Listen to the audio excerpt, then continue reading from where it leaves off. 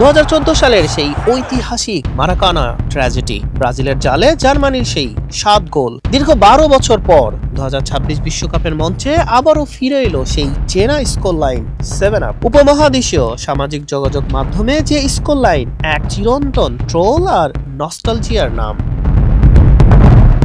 গতরাতে নিউ স্টনে নিজেদের প্রথম ম্যাচে নবাগত কুরাসাওকে 7-1 গোলের বিশাল ব্যবধানে বিধ্বস্ত করে সেই কীর্তির পুনরাবৃত্তি ঘটালো জার্মানরা। আর এই মহাকাব্যিক জয়ের রাতে ব্রাজিলের এক অনন্য বিশ্ব রেকর্ডও নিজেদের করে নিয়েছে ডায়মন্ড শেফটরা।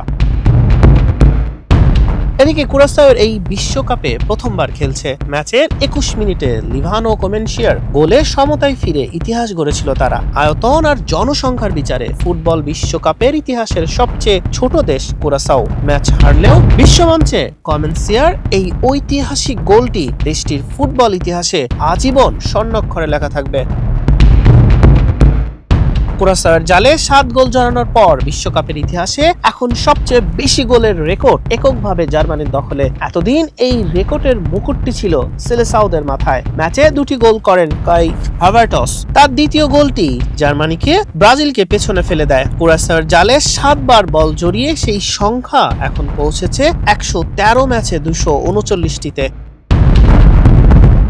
বিশ্বকাপে ব্রাজিলের মোট গোল 115 ম্যাচে 238টি। বিশ্বকাপে সর্বোচ্চ গোলের তালিকায় জার্মানি এবং ব্রাজিলের পরে রয়েছে আর্জেন্টিনা। দিয়েগো ম্যারাডোনা, লিওনেল মেসির দেশ 3 বারের বিশ্ব চ্যাম্পিয়নদের গোল সংখ্যা 88 ম্যাচে 152টি। এরপর যথাক্রমে চতুর্থ, পঞ্চম এবং ষষ্ঠ স্থানে আছে ফ্রান্স 136টি, ইটালি 128টি এবং স্পেন 108টি গোল।